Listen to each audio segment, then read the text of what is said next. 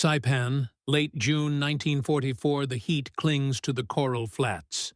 Smoke hangs low over shattered cane. A line forms at a marine collection point set beside a shell-torn road. Canvas rigged for shade, canteens stacked in crates. Women step from the scrub carrying children and bundles. Dust on faces, salt on lips. Security men guide them with open palms, rifles held low. Interpreters point to a cleared space marked with stakes and rope. The order is simple. Remove outer garments. Lay them on the ground, hands visible. A search for blades, grenades, folded metal. A hiss begins, hand-cranked sprayers, white powder drifting like ash across shoulders and hairlines. Corpsmen move with practiced calm. Towels and blankets held as screens where they can. Eyes averted. Notes taken. A metal cup moves down the line. Water. Then rice and canned meat. A quick check of wounds. A gentle peel of a bandage. The women stare, wordless, waiting for the blow that never comes. Procedure replaces terror. Fear, taught for years, meets a different reality in the dust. This is the moment that demands an explanation. How policy, indoctrination, and a brutal island battle brought them here. By mid-1944, the Pacific War had tilted. The Central Pacific Drive that began at Tarawa and Kwajalein now pointed at the Marianas. Operation Forager, Saipan first, then Tinian and Guam. New airfields on those islands would bring Japan within range of B-29s. That was the strategic prize. It justified the risk, the distance, and the casualties to come. The garrison on Saipan understood the stakes. Lieutenant General Yoshitsugu Saito commanded the 43rd Division and island forces. Around him were naval units, construction troops, and servicemen pressed into rifle lines. The numbers vary by source, but the core reality holds. Tens of thousands of Japanese troops, backed by artillery, caves, coral ridges, and a shoreline webbed with obstacles.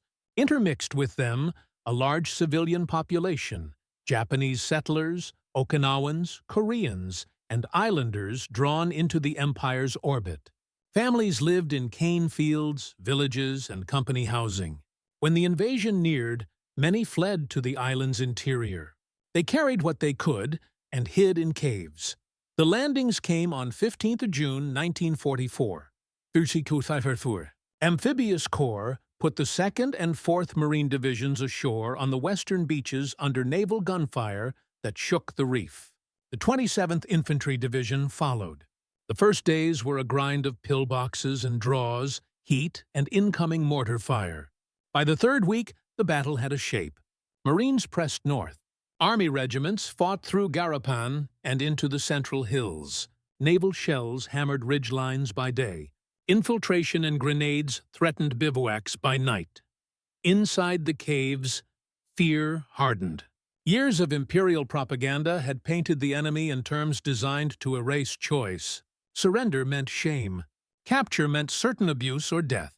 Soldiers had been schooled by the Senjinkun, the field service code, to hold no expectation of mercy. Civilians absorbed the spirit of Gyokusai to break like a jewel rather than live in defeat. Leaflets, radio spots, and local officials repeated the message. Some urged families to take their own lives if cornered. When the lines closed on the island's north end, many did. The U.S. command expected to face not only organized defense, but also the consequences of that indoctrination. Holland M. Smith's headquarters had learned from previous landings. Amphibious doctrine now folded civil affairs into operational plans. Medical units planned for typhus, dysentery, and malaria. Quartermasters staged rations for captives. Interpreters from the Military Intelligence Service attached to battalions. Psychological warfare teams prepared loudspeaker scripts and safe conduct passes promising humane treatment. The collision of those two worlds, one preaching annihilation, the other trying to systematize mercy under fire, created scenes of chaos and clarity. Marines and soldiers pried open caves with grenades and flamethrowers, then found women and children behind the smoke. Corpsmen dragged the wounded into the light. Some civilians came forward with white cloths raised. Others bolted toward the cliffs above Tanapag and Makunsha. The great Banzai attack of 7th of July, thousands of Japanese soldiers surging through lines into aid stations and supply areas, hardened American caution. After that night, few on the U.S. side doubted that any encounter on Saipan might conceal a sudden blade or a hidden grenade. Even so, the advance carried with it a paper trail of instructions. Collection points were marked. Perimeters set. The plan was to separate combatants from non-combatants, men from women, the ill from the whole, and to move each group toward safety, treatment, or interrogation. Where possible, naval government teams prepared to take over civilian care. It was an awkward graft in a live fight. Units improvised with what they had: tentage, rope, chalked signs, a handful of interpreters shuttling from knot to knot of frightened families. For civilians, the decision to step out of a cave and onto an American line was personal and final. It often followed days without water, nights of shell bursts, and the shrill warnings of local leaders to die instead. Some women crawled out with children bound to their backs. Some carried bundles of rice and cooking pots, talismans against uncertainty. Many were barefoot. All watched the hands of the first American they met. A gesture, a canteen, a lowered rifle could matter as much as any printed leaflet. For the troops, experience shaped ritual. Stop, search, separate, feed, treat, move. Each step had a reason. Weapons had been found under clothing before. Grenades hid in satchels and sleeves. Even bodies could be booby-trapped. Lice spread typhus in crowded camps. Dysentery followed the careless handling of water. Procedure was not sentiment.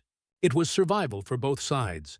That procedure, applied in the open on coral and dust, would collide with the deepest fears of the people in the line. By late June, the north of Saipan tightened into a funnel. The cliffs near Marpi Point filled with smoke and screams. Below them, American collection points took form. Canvas screens, first aid cots, barrels of water, piles of surplus clothing.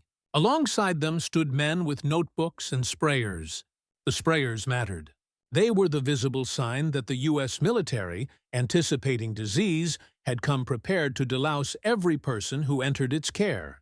To do that, clothing had to be checked. Bodies had to be examined for lice, wounds, and hidden objects. For the women in the line, that order sounded like the first step into the nightmare they had been taught to expect. Yet the order did not come out of cruelty. It came out of policy and medical practice refined across earlier campaigns and codified in field manuals and civil affairs plans. The next part of this story sits in those details: how collection points worked, why delousing was mandatory, who translated the commands, and what protections were put in place when women were told to undress. Collection points grew out of doctrine. On paper they were simple: a fenced or roped enclosure, a small staff, and a flow chart in a field manual. In practice, they were the one place where chaos could be turned into order. Men at the gate counted arrivals. A ledger took down numbers, names when possible, and rough categories: man, woman, child, wounded. Interpreters stood nearby. Guards controlled a single entrance and exit. The first 10 minutes were always the same: separation by sex and age, a quick frisk for weapons, then a move toward medical inspection and delousing. The search was not optional. Troops had learned the hard way that small metal could mean sudden death. Grenades had been carried in cloth bags and tucked beneath clothing. Knives and razors hid in sleeves. Suicide charges had followed white flags. The rule became firm: hands visible, outer garments off, bundles opened, pockets turned out. It was blunt but life-saving. The point was to keep the next minute from being the last. Delousing stood beside security as an equal priority. Lice meant typhus. Typhus meant a camp could become a hospital in a week.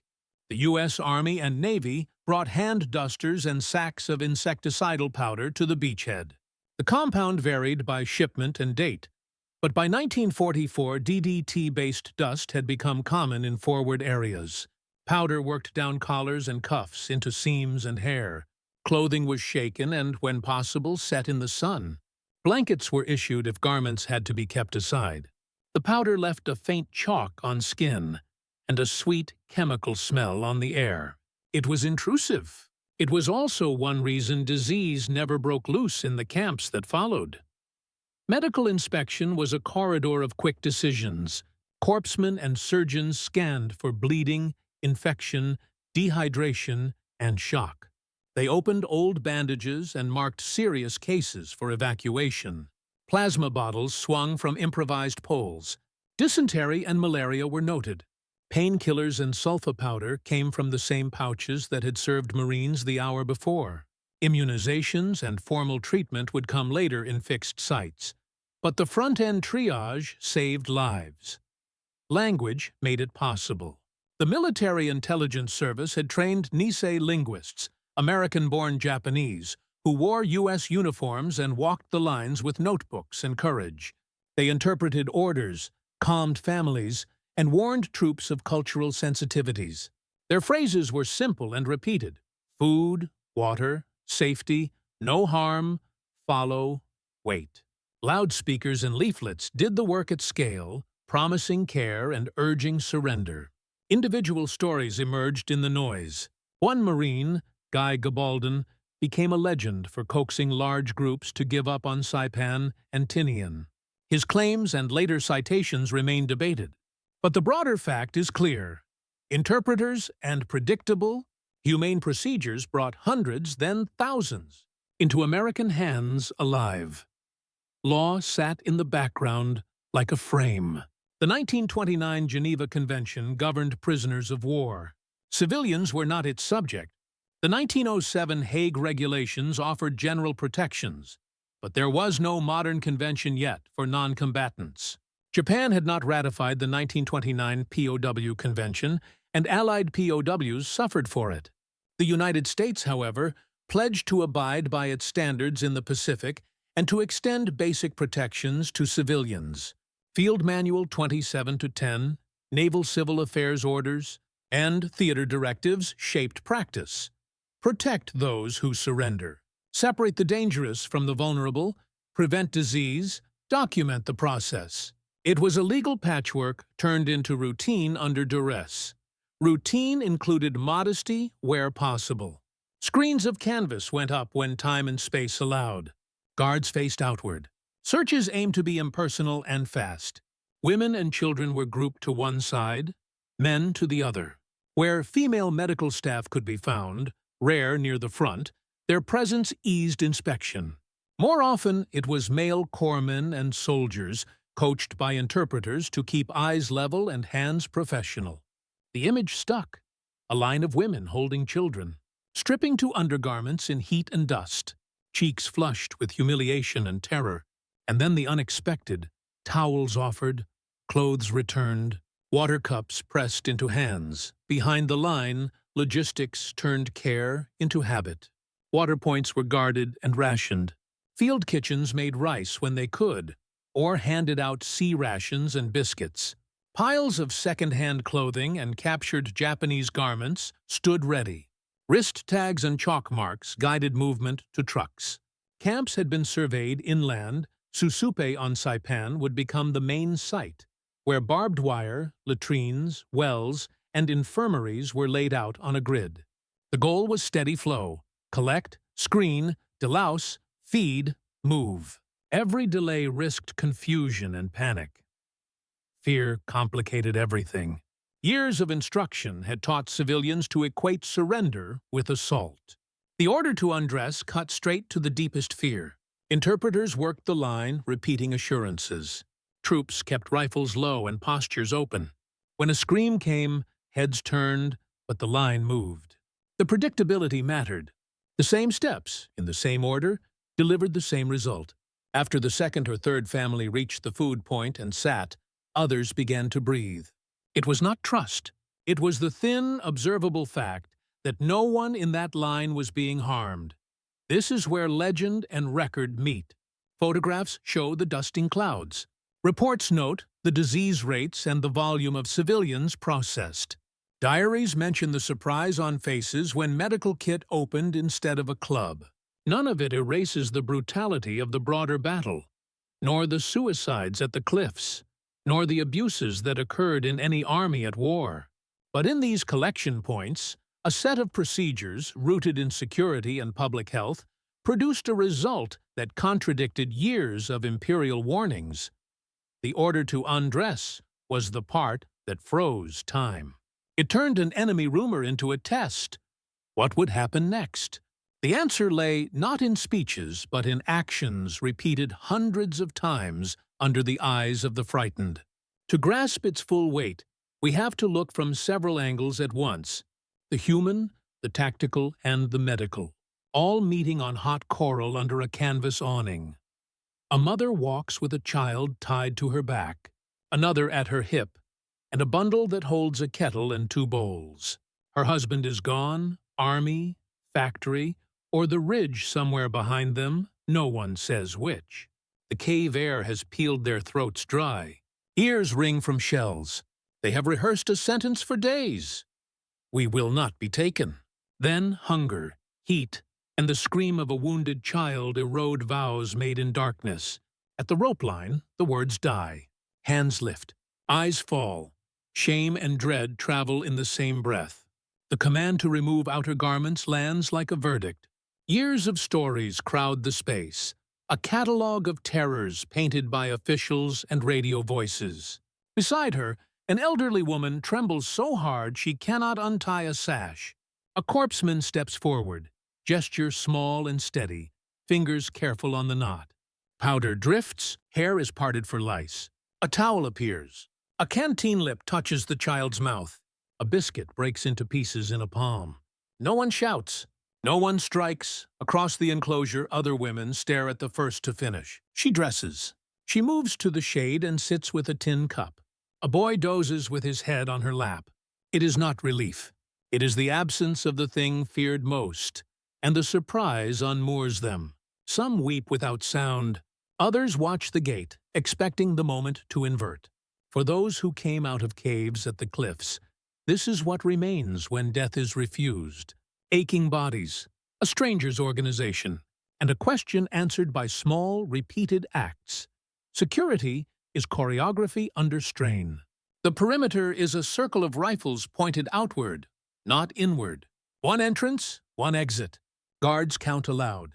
Interpreters repeat gestures, hands visible, bundles on the ground. The first layer is distance, civilians to one side, prisoners in uniform to the other, men apart from women and children. The second layer is the search, outer garments off, pockets turned, belts unknotted, bundles opened. It is fast because it has to be. Seconds, not minutes. The logic is unforgiving. On Saipan, American units had absorbed infiltration after nightfall and the shock of the Great Banzai. They had found grenades in satchels, knives in sleeves, demolition charges slung on rope. Some civilians, pressed by soldiers or terror, carried what they were told to carry. And some soldiers, stripped of uniforms, tried to vanish into the stream of non-combatants. A thorough search is the only barrier thin enough to hold, but strong enough to save lives on both sides. Undressing is not humiliation by design. It is control. Fabric hides steel. Seams hide lice. The search is impersonal. Glances fixed at shoulders. Movements practiced and identical. A blanket or canvas screen stands when there's time. When there isn't, troops create privacy with their stance and their silence. The discipline is contagious. A predictable sequence, remove, lay out, dust, redress, lowers the temperature. There is no bargaining, no space for panic to invent its own geometry. Past the search, chalk marks appear on sleeves or tags on wrists, O for wounded, C for child, arrows for movement. A runner leads to the next point. The perimeter flexes as new groups arrive. The risk never vanishes. It is managed in layers. What the women see as a terrifying command is, to the men in charge, a mapped series of steps learned in blood. The tools are simple, their effect profound. A hand-cranked duster rides a strap on a medic's shoulder. Each squeeze breathes a white plume into collars, cuffs, seams, and hairlines. The powder settles on skin, on fabric, on the ground in a faint halo. Lice carry typhus. Typhus turns a camp into a graveyard. The dust is insurance, and it is visible enough to be believed. Clothing is shaken and laid in the sun. When garments must be set aside, a blanket appears. A woman borrows modesty for the minutes it takes to finish the line. Water hangs in canvas lister bags, cool by shade and evaporation. Cups move from hand to hand, bleached and rinsed. A field stove hisses. Rice bubbles in a captured pot, while sea ration biscuits fill the gap. Medical triage runs in parallel. A corpsman snips away a dirty bandage and dusts a wound with sulfa. A dehydrated child's lips are moistened, then fed by spoon. A glass bottle of plasma swings from a pole above a man on a cot. A woman with fever is tagged for the infirmary. The same kit that served a rifle company an hour earlier now serves a family. Technology here is not grand. It is portable, repeatable, and designed for scale. The men who carry it move in a practiced rhythm that calms the air around them. The equipment writes a promise the interpreters can underline. There is a path from gate to food, to shade, to a camp with latrines and wells. The shock is that the path exists at all. An ordered corridor cut through ruin. Yet order rests on something less visible. Decisions made by leaders and words chosen by interpreters. Orders set the frame, and men inside the frame made choices. On Saipan, Lieutenant General Yoshitsugu Saito's communique fused military defeat with a creed of self-destruction. Gyokusai, honorable death, was not a metaphor. It was instruction. Civilians were warned that capture meant desecration. The last nights of the battle, the preparation for the dawn banzai, were saturated with that message. On the American side, V Amphibious Corps issued a different set of orders. Protect civilians, segregate combatants, process the surrendered. Medical detachments would triage. Civil affairs teams would assume custody. Discipline was the instrument. Predictability, the tone. Between those poles stood junior leaders, a captain with a perimeter to hold, and a stream of families at his rope. A battalion surgeon with 2 tables and a rising heat index. A Navy civil affairs officer flagging a site for a camp, while artillery whispered over the ridge. The relief of the 27th Infantry Division's commander, Major General Ralph C. Smith, by Lieutenant General Holland M. Smith on 24th June created headlines, but down on the Coral, the immediate business did not change. Check the line. Keep your men steady. Keep your distance and your hands clean. Move the civilians to shade. This was leadership as tempo control. Shouting invited panic. A steady cadence, search, dust, dress, water, told the truth faster than any speech. It also made a promise. If you follow this, the next 5 minutes are safe. On the Japanese side, leaders were dissolving into final gestures. On the American side, leaders were codifying survival into steps. Those steps would be stress-tested at the collection points when the order that frightened everyone, undress, was delivered without drama and enforced without cruelty. Words bridged the void. The Military Intelligence Service trained Nisei linguists at Camp Savage and Fort Snelling, then sent them forward with Marine and Army units. On Saipan, and later on Okinawa, they wore American uniforms and spoke in the cadence of their parents. They carried notebooks, phrase cards, and, sometimes, small megaphones. They were the first proof that meaning could be made here. Their work was precise. They warned their own side about taboos. Do not touch the head if you can avoid it. Do not leer. Keep eyes level. Show water first. They faced families and used the same short sentences, repeated until they landed. Food, water, no harm. Take off outer clothing. Show your hands. You will get them back. They showed before they told, hands opening, pockets turned, sleeves rolled. Loudspeakers climbed the ridge lines with recorded appeals. Leaflets fell like pale leaves, naming collection points and repeating the promise of humane treatment.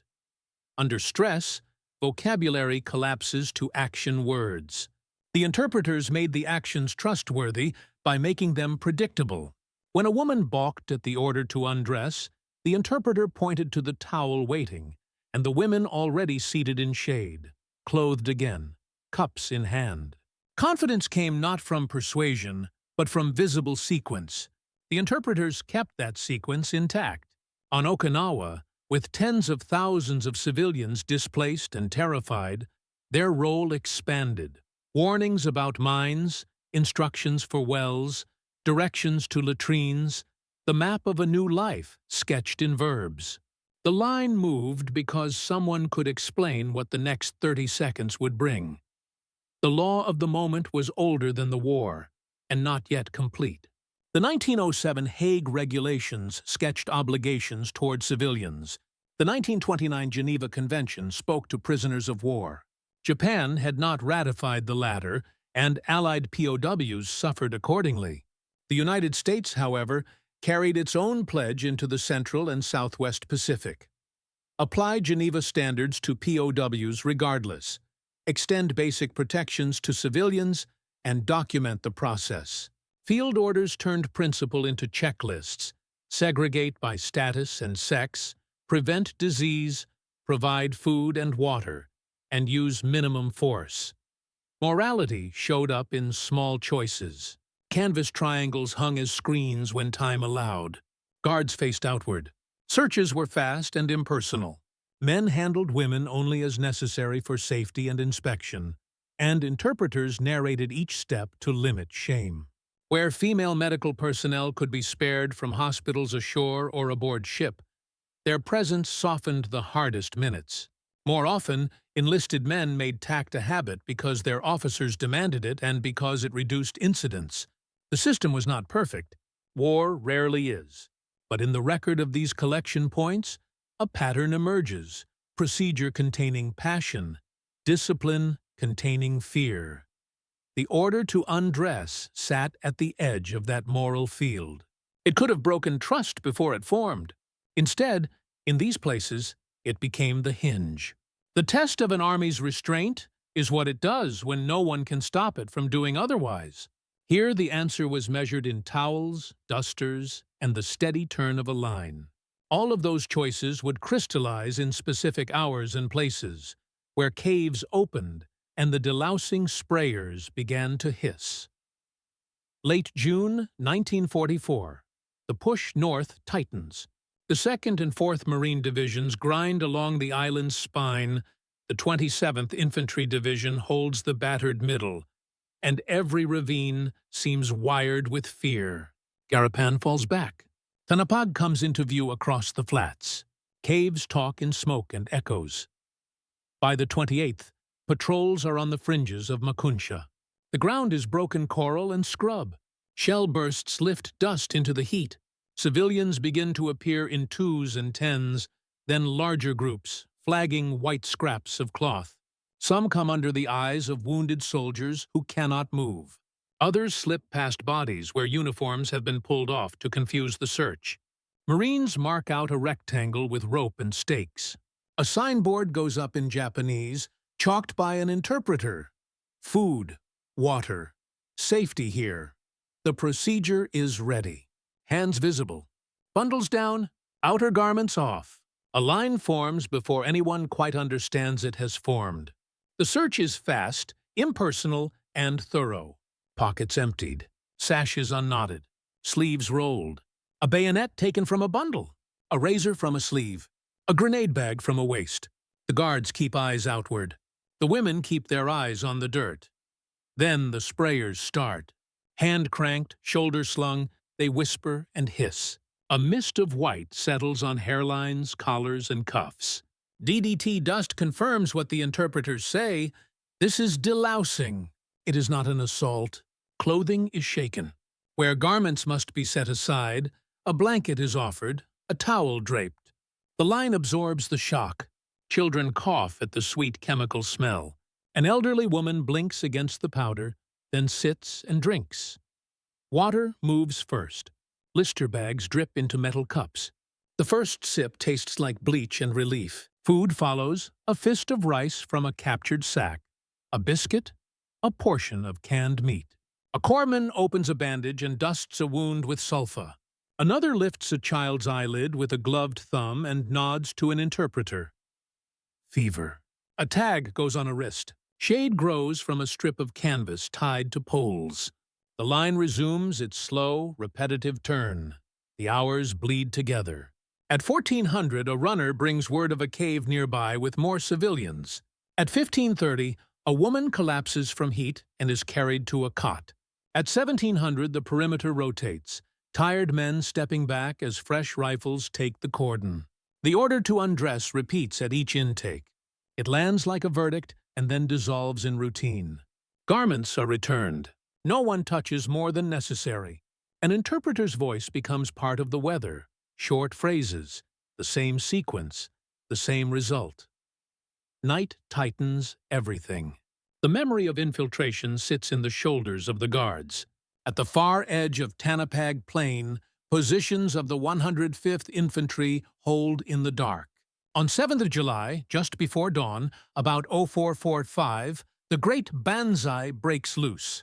Thousands of Japanese troops, some on crutches, some from the field hospitals, surge in a final charge. They hit the lines in a roar. Machine guns burn through belts. Aid stations are overrun. The slaughter becomes intimate. By mid-morning, the 105th has absorbed a blow that will be remembered for generations of families in New York State.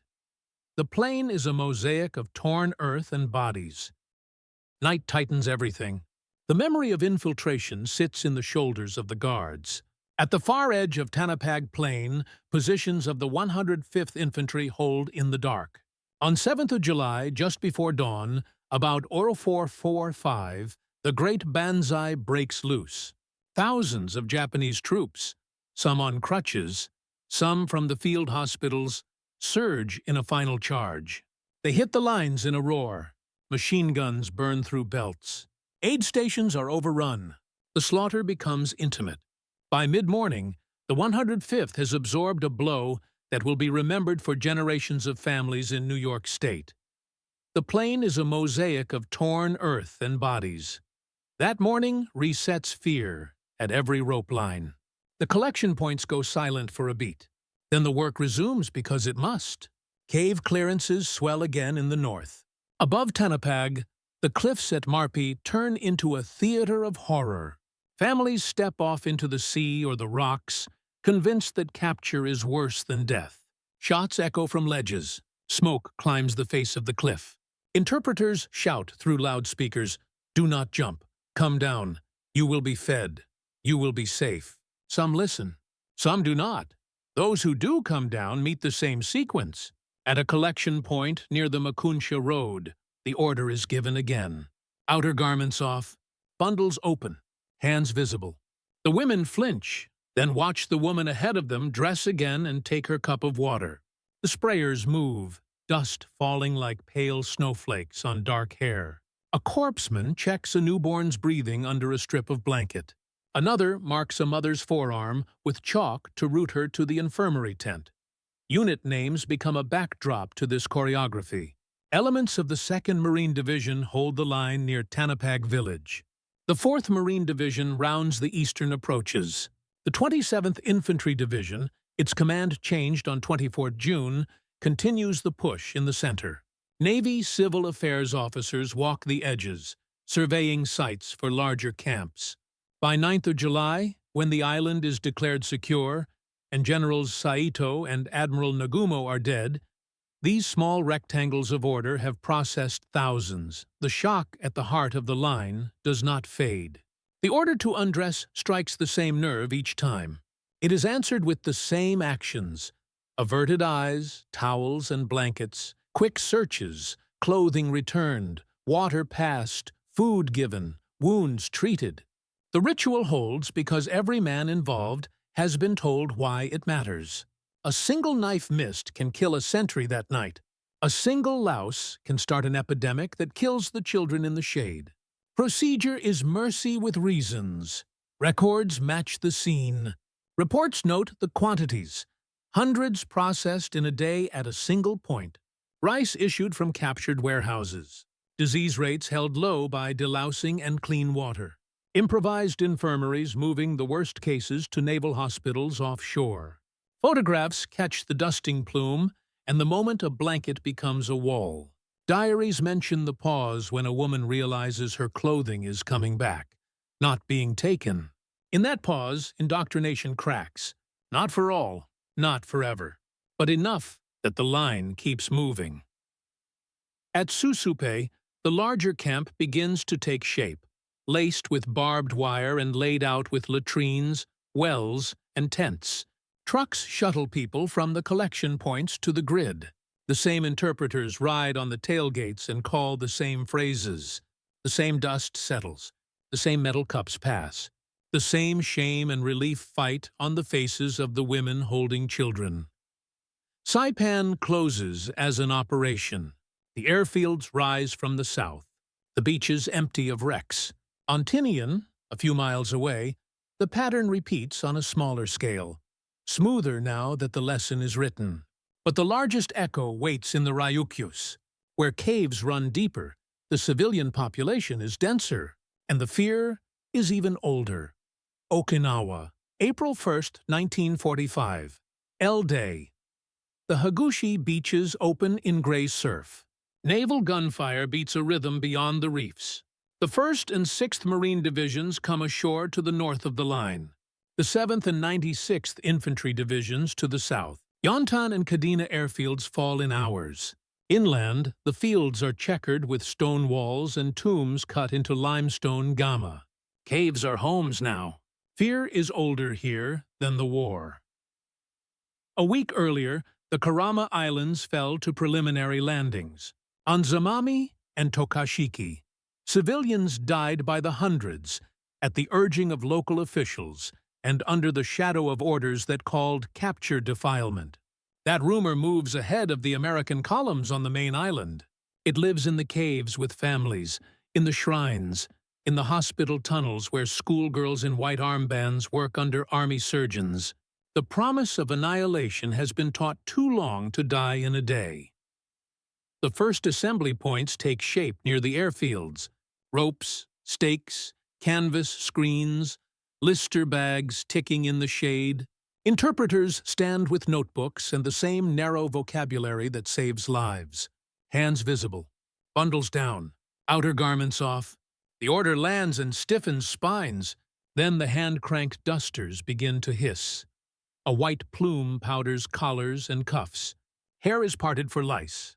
Clothing shakes in the sun. When garments must be set aside, a blanket appears. A towel drapes a shoulder. The line breathes again. A cup meets a lip. Rice and biscuit follow. The men on the perimeter keep their eyes outboard and the nearest rifle at low port. The search is impersonal and fast. It is the only way to hold one space for long in a moving war. North of the beaches, the 6th Marine Division moves through Matabu Peninsula toward the jagged coral of Yaedake. In the west, the 77th Infantry Division takes Aishima. In the south, the real battle gathers around the Shuri Line under weeks of rain and artillery. 10th Army's military government teams map camps on the dry ground of central Okinawa, grids of wire, wells, latrines, and tent rows, under names that will become waypoints for the displaced. Trucks run in loops from collection points to those grids, interpreters on tailgates. The same instructions, the same sequence, the same result. Mid-May. The fight tightens around Shuri. Tombs crack from concussions. Families crawl from smoke. Some carry white flags. Others watch the clouds of dust rise from delousing and decide to risk the rope line. The order comes again. Outer garments off, hands visible, pockets turned, sashes unknotted. A razor falls to the ground. A grenade bag appears from a bundle and is lifted away without a word. The woman who carried it sits trembling in a rectangle of shade and watches her child drink water, chlorinated to safety. At Yontan Airfield on the night of 24-25 of May, a special attack unit crashes in and sets planes on fire. The echo touches every perimeter. Guards tighten. But the routine holds at the collection points because panic breaks lines faster than any infiltrator. More families arrive in daylight, pulled by hunger. And the flat fact that those who walk through the line come out the other side with food, water, and their clothing returned. June is ruin. Rains turn fields to paste. The Shuri defenses break south toward Mabuni. The Hime-Yuri student nurses scatter from their underground wards. Many die in blasts or by their own hand under orders and pressure. Survivors stumble into gullies where Marines pass in short bursts, then stop at the sight of white cloths and raised hands. A small group is led to a collection point. The order is given. Remove outer garments, averted eyes. A towel for a girl who cannot lift her arms. A corpseman peels away a filthy bandage, dusts a wound with sulfa, and nods. An interpreter repeats the only words that matter, pointing to a table where rice is served and to the women already sitting clothed again, in the shade. Elsewhere on the southern cliffs, the karst ridges are streaked with smoke. Loudspeaker teams call to families crowded at cave mouths. The phrases are short because there is no time. Food, water, safety, come out. The visible proof sits 30 yards away, a line moving forward, the hiss of dusters, the return of clothing, the cups of water. Some come, some do not. The cliffs answer with shots and the dull sound of bodies falling. The lines at the collection points absorb the next wave because order is the one mercy that can be scaled. By mid-June, 10th Army's military government operates camps that hold tens of thousands. Ishikawa in the center becomes a map of streets and numbers. Gushikawa and other sites fill with families separated by sex and age, fed from field kitchens and watched by outward-facing guards. Disease rates stay lower than the chaos might have predicted because the first minutes set the tone: delousing, clean water, latrines placed downwind and downhill. Modesty screens appear where supplies allow. Where they don't, men make privacy with stance and silence. On 18th of June, Lieutenant General Simon Bolivar Buckner, Jr. is killed by shellfire on a forward ridge. Command passes and the fight presses toward its last line. On 22nd June, organized resistance ends. The island is declared secure. The guns do not go quiet everywhere. Mopping up operations continue in pockets. But for most civilians, the front has passed. What remains is the camp, the routine, and the memory of the line. The shock at the heart of that memory is specific. Women who expected violation, who were told for years that surrender meant defilement, were ordered to undress under a stranger's eye. What followed in these places left them mute with surprise. A towel, averted eyes, a thorough, fast search, white dust on skin, clothing returned, water poured, rice pressed into hands, a wound cleaned, a tag tied to a wrist, then a truck to a numbered tent row and a meal line under a new sky. The shock at the heart of that memory is specific. Women who expected violation, who were told for years that surrender meant defilement, were ordered to undress under a stranger's eye. What followed in these places left them mute with surprise. A towel, averted eyes, a thorough, fast search, white dust on skin, clothing returned, water poured, rice pressed into hands, a wound cleaned, a tag tied to a wrist, then a truck to a numbered tent row, and a meal line under a new sky. The same interpreters walked those rows and explained the alphabet of the new life: latrine, well, infirmary, kitchen. They wrote down names. They pointed to offices where family members could be searched for in lists. They sketched a near future in single words.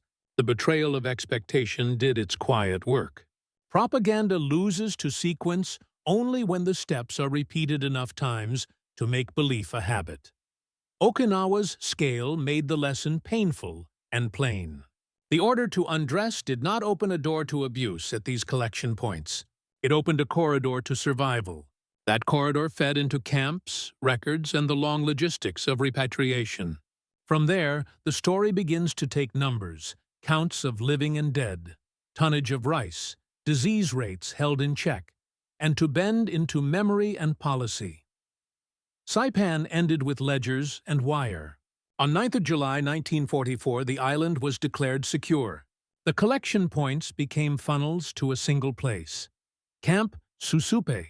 Navy military government officers rolled out a grid by the lagoon, barbed wire, numbered tents, latrines, wells, infirmary rows. Interpreters set up tables for names and family links. By mid-July, thousands had been processed. By late summer, roughly 18 to 20,000 civilians, Japanese, Okinawan, Korean, and Native Islanders were living under U.S. administration on Saipan. Tinian's smaller camps filled more quickly. The pattern was the same, smoothed by the lessons of Saipan. Disease did not break loose. Medical summaries from the Marianas record low typhus incidence and credit delousing and chlorinated water for it. Dysentery flared, then ebbed as latrines were pushed downwind and downhill and refuse details became routine. Mosquito control crews drained puddles and dusted brush. What had been a scatter of field improvisations became a daily program. Every arrival passed through the same gates and the same powder. The white residue on clothing was its own reassurance. The camps settled into a schedule. Wake at first light, roll call. Breakfast of rice bulked out by American rations. Clinic lines under canvas. Interpreters walking tent rows with notebooks and news. Children gathered at the sound of a bell in spaces that would become schools. Notices posted for repatriation lists. The memory of the rope line faded into a logic of chores and cues. It was not comfort. It was survival organized. Numbers framed the cost. On Saipan, Japanese military deaths ran near total. Prisoners were comparatively few. Civilian losses were heavy. Thousands dead or missing in caves, fields, and at the cliffs. The surviving women who had stood in delousing lines now stood in ration lines, their children fed and immunized, their clothing returned, their shame slowly refiled as memory. The shock of the first minutes did something propaganda could not repair. Diaries and later oral histories from survivors mentioned the taste of a first biscuit, the sting of antiseptic, the white powder on hairlines. Expectation had been shown its limits by repetition. Okinawa magnified everything. 10th Army's military government laid out camps across the Central Plain. At Ishikawa, Gushikawa, and other surveyed sites, each a small city of wire, wells, kitchens, clinics, and schools under rain-blackened canvas. By June and July 1945, more than 200,000 civilians were living in U.S.-run camps on Okinawa and nearby islands, with the number rising as the southern battlefields emptied. The casualties were catastrophic. Well over 100,000 Okinawan civilians died during the campaign, roughly a quarter of the pre-war population, killed by shelling, crossfire, starvation, disease, and coerced or panic suicides. Military dead on both sides ran into the hundreds of thousands when ships and air losses are included. Those scales give the small mercies their weight. Camp life hardened into administration. Identification cards were issued. Work details paid in script kept kitchens running and latrines clean. Clinics logged malaria, dysentery, and respiratory infections and reported that typhus did not take hold, a line item linked directly to the delousing ritual at intake. Food was measured in tonnage and calories. Rice shipments mixed with American staples. Visiting officers wrote that discipline and order prevailed, that markets reappeared in miniature, that schools reopened under tattered flags. Photographs from Ishikawa show registration desks, inoculation lines, and women in borrowed clothes smiling shyly at a lens after weeks in caves.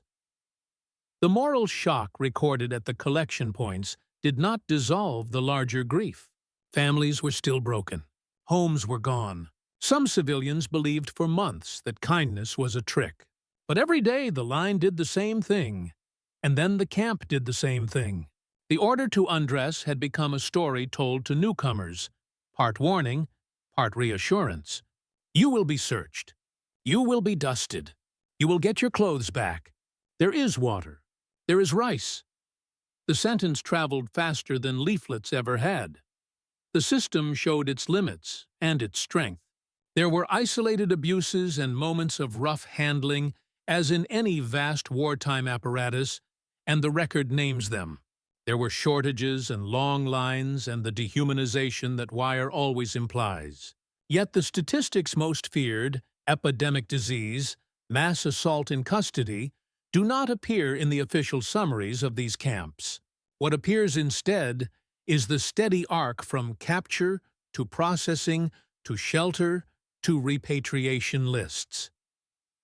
By the time the last guns fell quiet, the camps were already breeding their next paperwork. Manifests, medical clearances, and ship assignments. From Susupe and Tinian's grids, from Ishikawa, Gushikawa, and the smaller Okinawan camps, from Guam and the Karamas, families were scanned, tagged, and queued for return to a homeland they had not seen in years or had never known except as an anthem. That journey, its ships, its forms, and its meanings, is the next turn in the story. Repatriation began with a board and a bell. At Camp Susupi, the lists went up at dawn, names chalked by interpreters, tent rows called by number. Families folded bedding, tied bundles, and climbed onto trucks for the short ride to the lagoon. There, gray hulls waited, transports and LSTs assigned to the slow shuttle north. Men with clipboards checked tags, a last medical glance, a last sprinkling of powder, then the crawl-up cargo nets to a deck washed in salt and sun. The voyage was measured in metal cups and horizon lines. Children slept under tarps. Mothers watched a coastline they did not know, yet rise from haze. In Japan, the reception was another set of desks and tents. Uraga, Hakata, Sasebo, ports turned into funnels. The sequence repeated itself because it worked. Delousing, registration, a medical exam, a hot drink, a card stamped with a destination. Trains moved out in slow lines, carrying families to prefectures bombed thin, or to relatives they had never met. What they carried in memory from Saipan and Tinian was not a slogan. It was a picture, a rope line, a towel, a white dust, and the moment clothing came back instead of vanishing. On Okinawa, repatriation mostly meant return, not departure. The camps were way stations between caves and villages. Military government teams opened corridors back to fields and hamlets as mines were cleared and wells tested.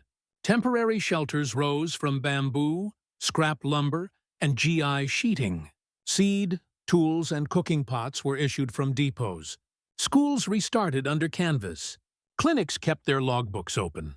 When the rains paused, families walked out with bundles and returned to stone-walled plots seeded with shrapnel. Some camps lingered into 1946, as the South remained a scab of wreckage. The memory of the line traveled with them and became something they told the hesitant. The order would sting. The powder would smell sweet and strange. But food and safety waited on the other side. Administration hardened around these flows. The Navy governed the Northern Marianas. 10th Army's military government in the Ryukyus handed to successor commands as the occupation matured. Paperwork multiplied, identity cards, work rosters, ration ledgers. The after-action reports that rose from desks in Guam, Saipan, and Okinawa did not read like speeches. They read like checklists made permanent. Interpreters attached to battalions early. Canvas screens held in reserve, delousing at the point of first contact. Water chlorinated, latrines placed by rule. Women and children grouped with predictable care. Lessons learned were lessons institutionalized.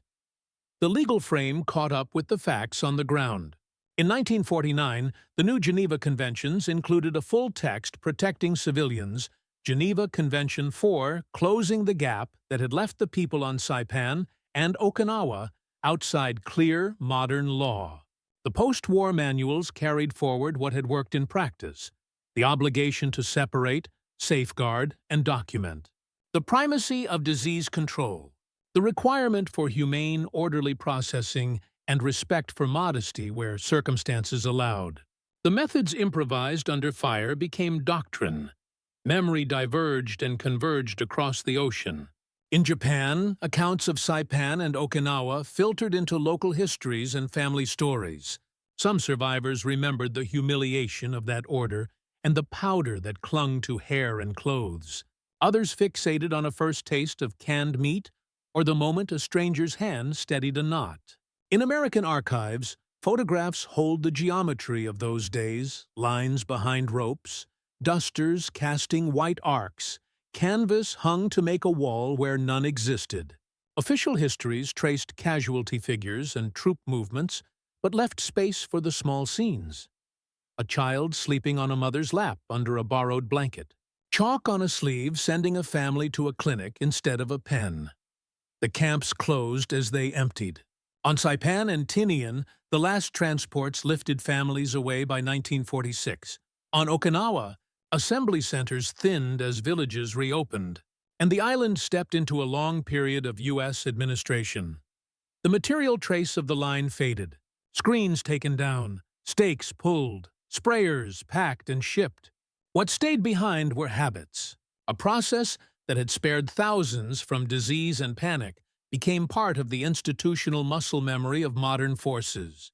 The improvisations at rope lines informed how armies would handle civilians in later wars and disasters. None of that erases what the women at those lines felt. The fear had been taught, sustained by authority, and repeated until it seemed like truth. It met a sequence that did not argue. It performed. That performance, search, dust, return, feed, treat, turned a battlefield into a narrow human corridor. From there, the story shifts from events to meaning, from ledgers to questions that live longer than camps and ships.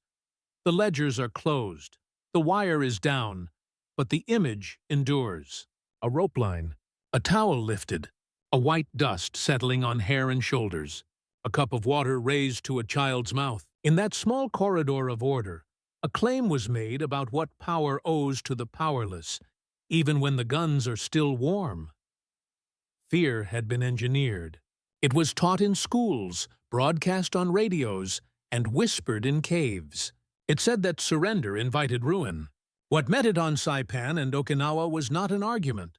It was a sequence: search, dust, return, feed, treat, repeated until disbelief tired and behavior changed.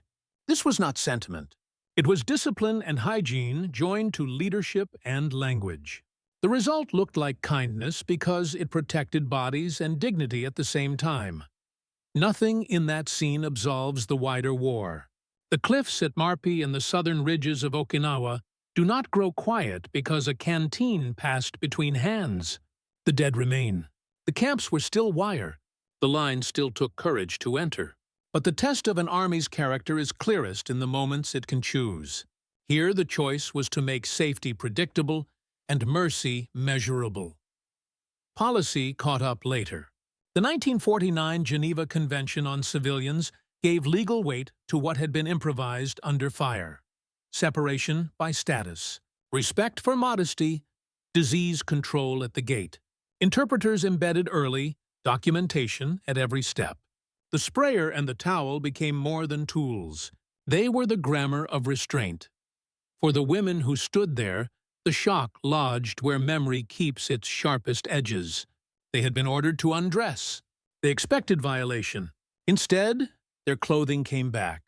Their wounds were cleaned, and their children drank. Decades later, that is the detail that survives in letters, in testimonies, in photographs dusted with sun. It is not triumph. It is the moment war paused long enough for a human promise to be kept. The line moves again in the mind's eye. Quiet, steady, outward-facing rifles. Interpreters repeating the same few words. Dust drifting in the heat. Beyond it, the sea lifts and falls against coral. The world does not change all at once. It tilts by inches, in acts that can be counted, in minutes that refuse to be forgotten.